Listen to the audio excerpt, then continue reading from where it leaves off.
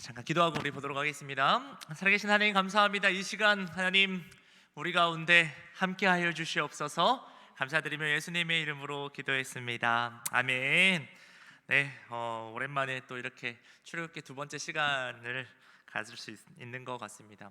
죄송한데 화면이 너무 가까이 있어서 좀 부담스러운 것 같아요. 좀만 뒤로 해주세요.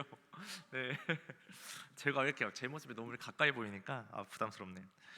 잘생긴 얼굴도 아닌데 이렇게 가까이 보는 게 좀 그렇습니다. 네, 오늘 출애굽기 두 번째 시간 또 가져보도록 할 텐데요. 생각보다 시간이 좀 지나서 우리 언제 했는지 기억도 안 납니다. 시간이 많이 지나서 여러분 기억나시려는지 모르겠는데요. 우리 저번에 출애굽기 첫 번째 시간이요. 어떻게 끝내신지 혹시 기억나는지 모르겠습니다. 어떻게 끝내는지 기억나시나요? 네. 바로 우리 애굽 왕 이름들이 다 바로라고 그랬었잖아요. 바로가 왜 바로인가? 바로인가에 대해서 왜 이 사람들은 이름이 다 똑같을까라는 그 질문으로 맞췄었는데요. 우리 전라도로 하면은 전라도 사투리로 하면 거시기라는 거의 표현이래요.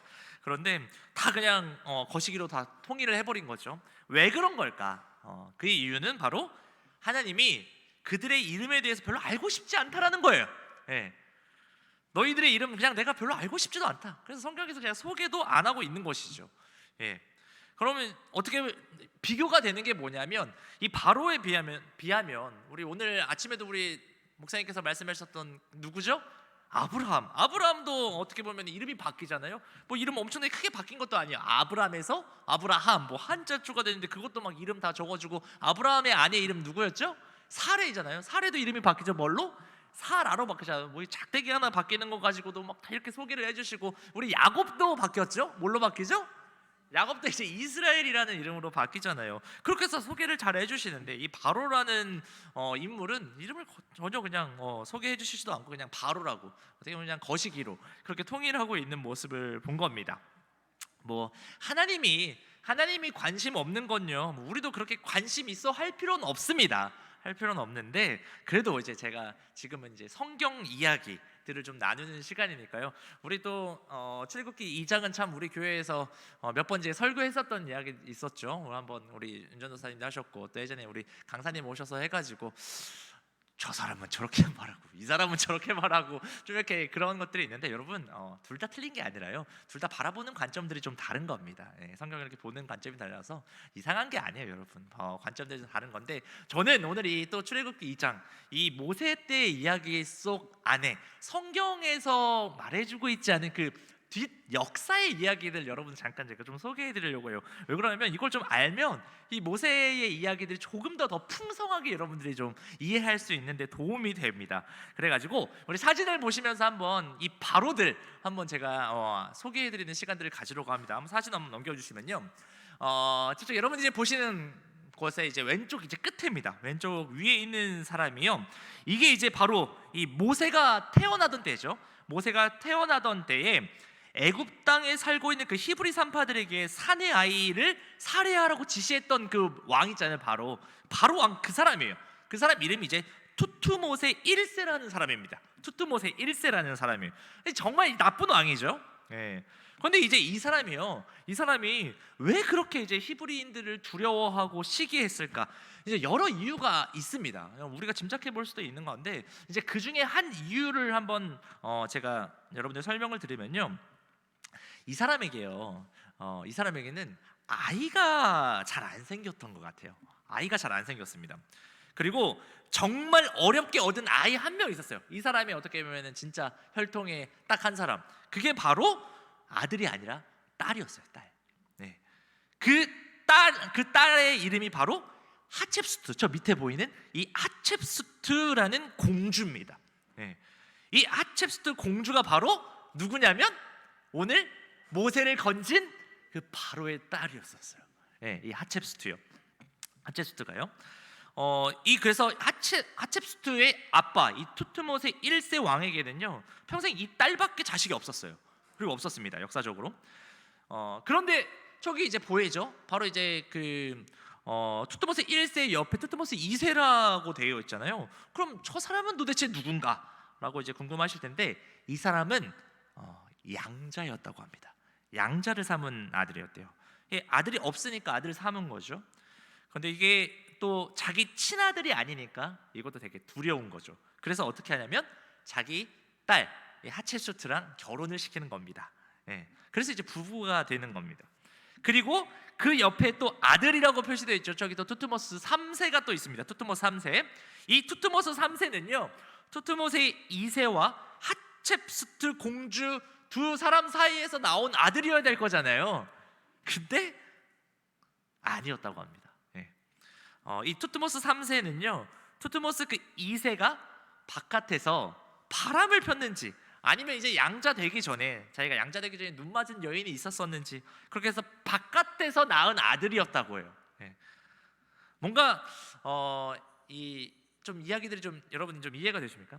이 하첵수트 공주잖아요. 하첵수트 공주는 임신이 안 된 건지, 아니면 이 투트모스 2세랑 뭔가 사이가 안 좋아서 그런 건지, 좀 여러 이야기들이 그 안에 있을 것 같은데 거기까지는 저희가 좀 잘 알 수가 없겠더라고요.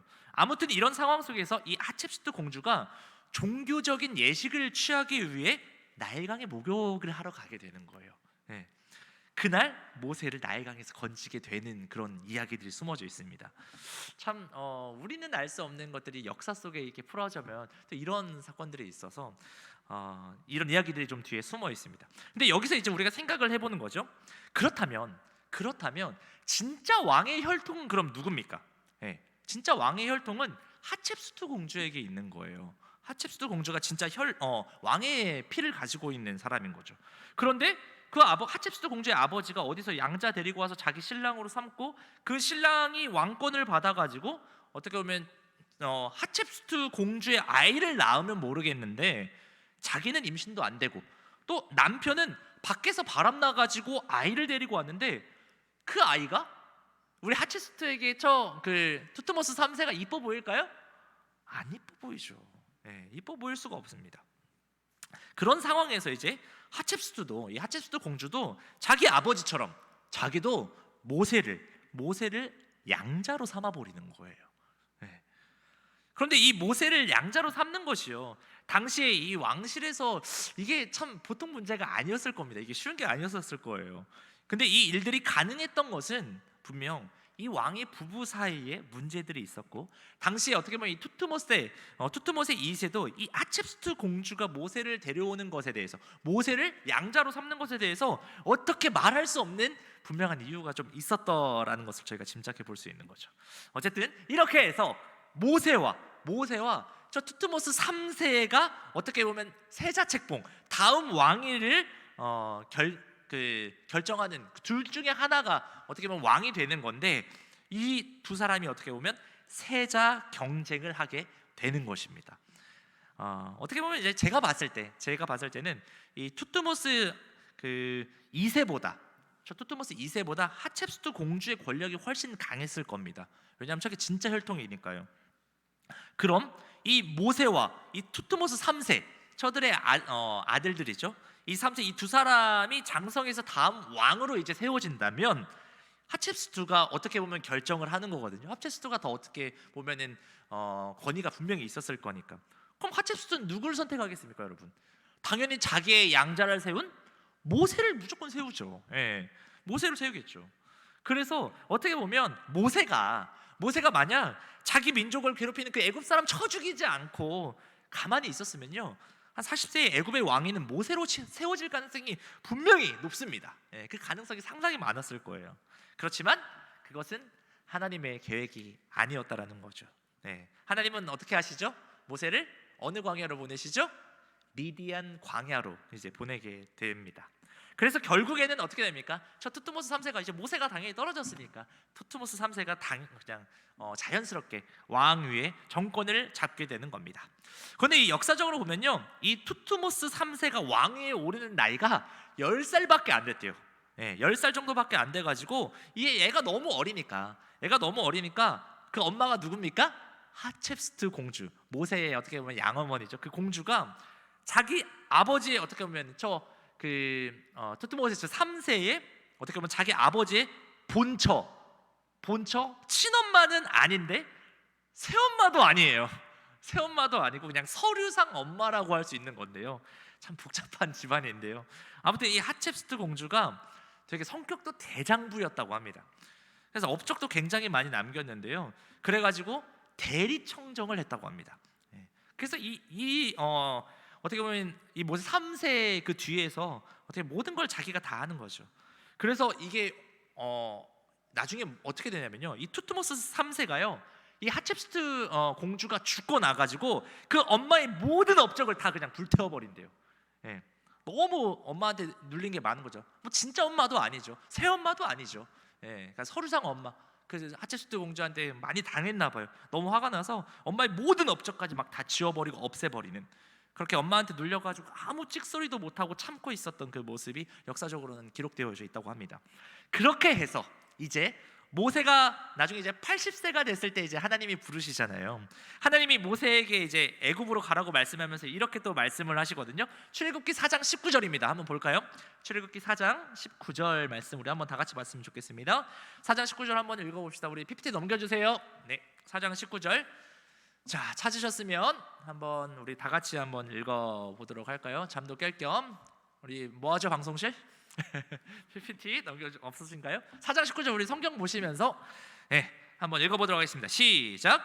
여호와께서 미디안에서 모세에게 이르시되 애굽으로 돌아가라. 내 목숨을 노리던 자가 다 죽었느니라. 아멘. 여기서 이제 내 목숨을 노리던 자, 이게 누굽니까? 바로 투트모세 3세인 겁니다. 저희 앞에 보이신 투트모세 3세가 바로 이 모세의 목숨을 노리던 자였죠. 당연하죠, 여러분. 자기 경쟁자였잖아요. 그러니까 마음에 안 들겠죠. 안 그래도 또 그 모세의 양어머니한테 자기 얼마나 시달렸고 그렇으니까 자기의 최대의 라이벌 그 투트모스 3세가 죽었습니다. 일찍 죽은 거죠. 그러니까 그렇습니다. 그런데 이제 그 왕이 죽고 다음 왕이 이제 세워져요. 그 다음 왕이 바로 이 투트모스 3세의 아들, 저 맨 끝에 있는 이름 어려워, 아멘호텝 2세가 이제 또 왕이 됩니다. 바로 이 아멘호텝 2세가 우리 성경에 10가지 재앙 받고 자기 아들 장자 죽은 사람, 그게 바로 저 사람이에요. 그 바로의 본래 이름이 아멘호텝 2세라고 합니다. 발음하기도 참 어려워요. 아멘호텝도 아니고 아멘호텝입니다. 여의 해가지고 아멘호텝. 어떻게 보면 전체적인 여러분 좀 역학 구도가 좀 그려지시나요? 이름은 알 필요 없습니다. 뭐 여러분 이거 외워서 뭐 하겠습니까? 근데 그냥 바로로 우리가 알면 되는데, 아무튼 이런 이야기들이 있었다라는 거 훨씬 이해하기가 좀 쉽죠. 그렇게 그냥 생각하시면 됩니다. 그리고 이제 여러분이 너무나도 잘 아시는 그 다음 어떤 이야기가 이어지죠? 바로 열 재앙 이야기가 나오게 됩니다. 하나님은요 이 10가지 재앙을 통해서 자기 이제 계시를 하게 됩니다. 모세가 이제 하나님께 소명을 받아가지고 내 백성을 이제 풀어놓아라 선포하잖아요. 그러니까 이제 바로가 어떤 반응을 보였죠? 아까 아멘호텝 2세가 뭐라고 합니까? 뭐라고 하는 거야? 여호와가 도대체 누군데? 난 모른다 여호와. 그런 식으로 이제 나오는 거죠. 그러니까 이제 하나님이 그렇게 하시는 거예요. 여호와 몰라? 네가 여호와 하나님을 모르냐? 그럼 내가 한번 누군지 보여주겠다 라고 보여준 게 여러분, 그게 바로 10가지 재앙이에요. 하나님께서 이 애굽에 내린 재앙이요, 하나님을 알게 하는 목적이 있는 겁니다. 이게요 그 사람들 그냥 막 하나님 죽이려고 하는 목적을 가진 것이 아닙니다. 하나님은 그들에게 나 여호와가 누구인지를 보여주는 게 목적이셨어요. 그렇기 때문에 이 10가지 재앙을요 단계별로 하나님께서 보여주시는 거예요. 한 번 하고, 두 번 하고, 세 번 하고, 10번을 하시는 거잖아요. 이게 누구에게 보여주려고 하는 겁니까? 이 목적이 뭡니까? 바로 이 바로와 애굽 사람들, 그리고 이 이스라엘 백성들에게, 그리고 앞으로 오고 오는 우리 세대의 모든 사람들에게, 그리고 지금도 우리들이 이 출애굽기를 읽고 있잖아요. 앞으로 또 우리의 후세에도 이 성경, 이 출애굽기를 통해서 성경의 독자들에게 보여주시는 겁니다. 바로 이게 이렇게 재앙을 내린 사람이 누군지, 바로 이게 우리 여호와 하나님이시라는 걸 알려주는 겁니다. 그래서요 출애굽기 7장 10장에 보면요, 재앙을 보내고 나서 우리 하나님이 뭐라고 하시냐면, 너희들이 나를 여호와인 줄 알리라를 계속적으로 반복해서 말씀하세요. 계속해서 자기를 계시해 주시거든요. 반복해서 계속 이 말씀하세요. 재앙이 끝날 때마다. 솔직히 이제 죽이는 게 목적이라면요, 여러분 생각을 해보세요. 하나님이 얘네들 다 죽이려고 목적했으면요, 모두 10가지를 다 해요. 그냥 한 방에 끝내버리시죠. 예, 그거 그렇게 하지 않으죠. 그게 목적이 아니었다라는 것입니다. 죽이는 게 목적이 아니었다라는 거죠. 그런데 이제 참 너무나도 안타까운 건 이렇게 하나님이 재앙을 주셔서 여호와가 누구인지를 알려주시는데도 그럼에도 불구하고 이 이스라엘 백성들을 풀어주지 않고 있는 이 애굽의 악한 모습들, 애굽을 또 대표하는 이 바로의 악한 모습을 또 성경은 계속적으로 소개해주고 있죠. 그래서 이제 이 출애굽기에서 되게 중요한 또 부분 중에 하나가 바로 뭐냐면 여호와의 그 하나님의 이름입니다, 여러분. 하나님에 대해서 처음으로 소개하는 게 출애굽기에서 나와요, 여러분. 하나님의 이름에 대해서. 하나님의 이름이 처음 기록된 것이 바로 이 구약 성경. 구약 성경은 어떤 언어로 여러분 쓰여져 있죠? 히브리어로 되어져 있습니다. 히브리어로. 히브리어는 왼쪽에서, 우리는 왼쪽에서 오른쪽으로 글씨를 읽잖아요. 히브리어는 오른쪽에서 왼쪽으로 읽습니다. 그래서 우리 하나님의 이름은 4글자로 되어져 있어요. 또 히브리어는 모음이 없습니다. 히브리어는 다 자음으로 되어 있는데요. 이게 정말 하늘의 언어라고 할 수 있는 게 너무 어려워요. 이게 되게 어려운데, 제가 이제 뭐 잠깐 여담으로 제 신대원 다닐 때 저희가 이제 히브리어 헬라어를 졸업 시험 과목으로 저 때 갑자기 바뀐 거예요. 이거 너무 중요하다, 원어가 되게 중요하다고 해서 이 히브리어 헬라어를 졸업 시험 과목으로 바꿔가지고 이거를 통과를 못하면은 졸업을 못하게 막 한다고, 그렇게 해서 좀 이 과정을 좀 바꾼 적이 있었어요, 저 들어갔을 때. 그래서 제가 이제 나는 이제 이 학교 졸업 못하겠다, 이제 제가 생각을 좀 했었거든요. 그래서 이제 그때 제 소원이 그냥 졸업만 하게 해주세요였었는데, 그런데 이제 코로나가 또 터지고 이것들이 막 이래저래 변경돼가지고 졸업을 할 수 있게 되고 이제 강도사도 된 건데, 이게 뭐 은혜라고 하기도 좀 그렇고, 저는 그래서 뭐 자랑할 건 아닌데요, 이게 제 실력으로 졸업한 건 아닌 것 같습니다. 이게 뭐 그런 시대를 잘 타고난 거죠. 어쨌든 뭐 잠깐 여담을 나누면, 제가 이 신대원 이제 합격을 하면요, 신대원 합격하면 이제 1월, 2월, 3월에 개강을 하잖아요. 1월, 2월에 저희 그 신대원 딱 1학년 때 이 1월, 2월 2개월 동안 그 동계 어학 강좌라고 해가지고 히브리어 헬라어를 저희가 이제 배우게 됩니다. 이게 그냥 매일 막 쪽지 시험 보고 계속 막 시험 보면서 되게 진짜 힘들게 공부를 하는데요. 제가 이제 그때 그 동계 어학 강좌에서 또 떨어져가지고 재수강도 하고 그래도 1학기 때도 다 재수강 해가지고 패스는 했는데요. 남들은 다 이제 2개월만 다 공부를 해요. 웬만하면 다들 이제 열심히 해서 합격을 하시는데, 저는 그래도 이 히브리어 헬라어를 8개월을 여러분 공부했습니다. 제 생각으로 제가 3년 동안 공부해도 패스 못할 줄 알았는데 그래도 8개월에 패스를 했는데, 아무튼 이제 그때 열심히 공부했지만 지금이 좀 기억이 전혀 안 나는 게 함정인데요. 우리 하나님의 이름을 발음 나는 대로 하면은 야훼라고 합니다. 한번 넘겨주시면 이 야훼, 야훼라고 하는데, 이것을 우리는 여호와라고 발음을 합니다. 근데 이제 이 글자를 여러분 잘 보면요, 유대인들은 지금도 이 글자를 보면 막 벌벌벌 떤대요. 그럼 막 쩔쩔맨다고 합니다. 이게 그냥 글자만 봐도. 그리고 책을 쓸 때도요, 이 글자가 나오면 막 목욕 재개하고, 그리고 막 목 다시 갈고 그리고 쓴대요. 그리고 여호와의 이름을 함부로 부르지도 않는 거죠. 그래서 실제적으로 이렇게 야훼라고 쓰지만, 하나님은 야훼라고 본인을 소개하셨는데 읽을 때는 이 사람들이 이걸 여호와 이름 함부로 부를 수가 없으니까 뭐라고 읽냐면요, 아도나이, 아도나이라고 읽습니다. 그리고 엘샤다이, 이렇게 읽고 있습니다. 왜냐면요, 이게 우리 유교 문화도 마찬가지입니다. 유교 문화에서도 그렇잖아요. 그냥 좀 하나님이랑 좀 예를 들기가 좀 그러긴 한데, 우리가 아버지를 소개를 할 때 우리 아버님이십니다 하지, 우리 아버지를 소개할 때 저희 아버지 이름이 이제 김용자 운자시거든요. 그래서 제가 이제 다른 분에게 어떻게 보면 제가 이용훈 장로님을 저희 아버지 소개했을 때 이분이 김용훈입니다 이런 식으로 소개를 하진 않잖아요. 뭐 어쩔 수 없이 그 이름을 도저히 부를 수밖에 없으면 한자 저기 저희 아버지 김용자 운자십니다 이런 식으로 저희도 이제 소개를 하잖아요. 하나님도 어떻게 보면 이 관계 존칭어로서 극존칭, 제일 높이는 겁니다.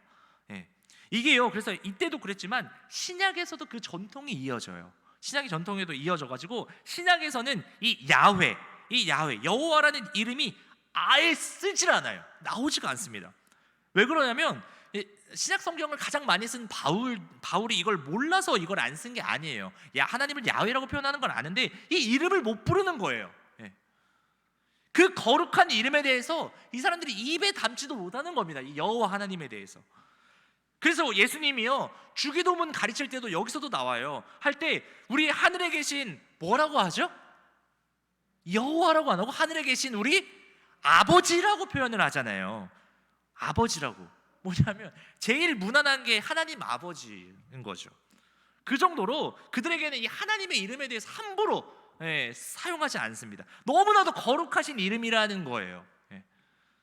근데 우리는 어떡하죠? 아주 지금 편하게 우리는 잘 불러요.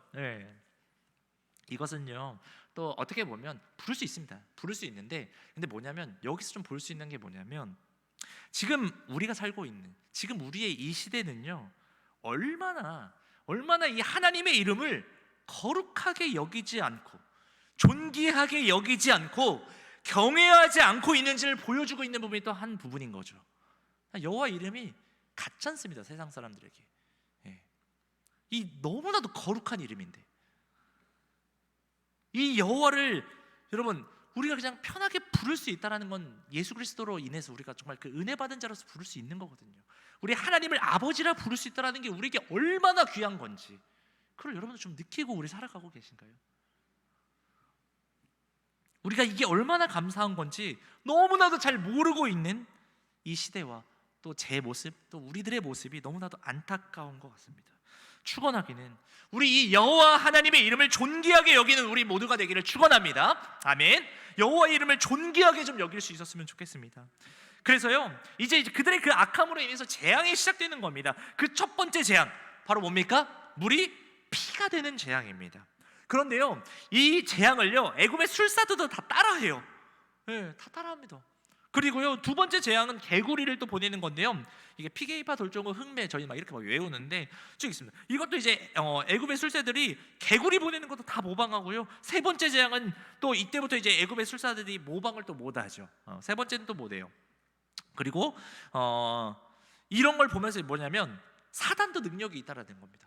사단도 이런 걸, 그 하나님의 역사를 따라할 수 있는 그런 능력이 있어요. 하나님이 그냥 몇 가지 정도는 따라할 수 있게끔 허용을 하시는 부분들이 있는 것 같습니다. 하지만 한계가 있죠. 네 번째 재앙이 뭐냐면 파리입니다. 파리. 네 번째 재앙이 파리인데요. 이게 이제 그 성경에 보면은 바알세불이라는 말 들어봤죠? 여러분 그 마태복음 12장 24절 보면 바리새인들이요, 그 예수님이 막 역사하시는 것들을 막 보면서 예수님한테 뭐라고 말을 하냐면요, 저기 귀신의 왕 바알세불을 힘입지 않고는 귀신을 쫓아내지 못하느니라 하거늘, 귀신들의 왕을 바알세불이라고 표현을 하고 있어요, 신약에서. 근데 여러분 이 바알세불이 뭐라고요? 파리입니다. 파리. 그 똥파리, 그 파리를 섬겨요, 이 인간들이. 참 어리석은 모습인 거죠. 그리고 이제 이 네 번째 재앙부터는, 여기서부터 이제 고센 땅, 그 이스라엘 백성들과 구별되어서 애굽만 재앙이 떨어지는 모습을 봅니다. 그런데 이 모든 재앙들이 다 이집트 당시의 사람들이 우상으로 섬기던 것들이었습니다.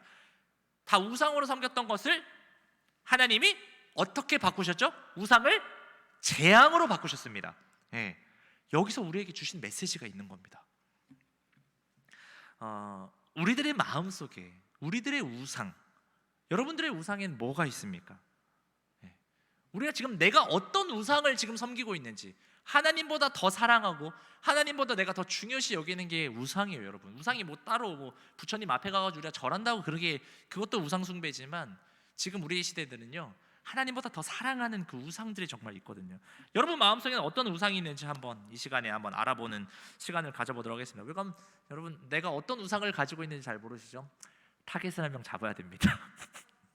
어디 갔어요? 양성모 청년 가장 양성모 청년 지금 자고 있는데, 제가 한번 질문을 하나 드리도록 하겠습니다. 우리 성모 청년 지금 이제 직장을 안 다녀가지고, 어쨌든 우리 성모 청년에게 매달마다 들어오는 급여가 있습니다. 매달마다 이제 생활비가 있잖아요. 매달 들어오는 그 급여의 한번 사용처를 생각을 해봐요. 내가 100만 원 정도 들어오는 것 같아요. 100만 원에서 내가 지금 어느 곳에 지금 가장 많은 비용들이 지출되고 있는 것 같아요, 우리 성모 청년? 뭐 당연히 생활비에서 다른 거 말고 내 여윳돈 이제 다 빼고 이제 여윳돈 한 100만 원 있다고 생각하는데 이 여윳돈에서 가장 많이 지출되는 거 그게 뭔 것 같습니까? 생각을 해보세요. 예. 적금. 예. 그게 우상이에요, 여러분. 적금 왜 하는 거죠? 미래를 준비하는 거죠. 예. 미래를 준비하는 나쁜 건 아니에요. 근데 그게 내 모든 마음이 다 쓰여져 있는 거예요. 하나님보다 적금을 더 우상시하는 내 모습. 예. 그리고 또 하나 제안 볼게요. 우리 성모총은 한 번만 더 가십시다. 너무 잘 대답해 줬어요. 성모총은 아니에요. 거기에 마음 다 쓰이지 않아요. 그냥 여러분들에게 이제 알려주려고 이제 대답해 주시는 건데, 자, 내가 해야 될 일 다 끝났어. 이제 다 끝났어. 뭐 할 거 이제 없어요. 나에게 딱 내 자유 시간 6시간이 주어졌어요. 우리 성모총님 뭐 할래요?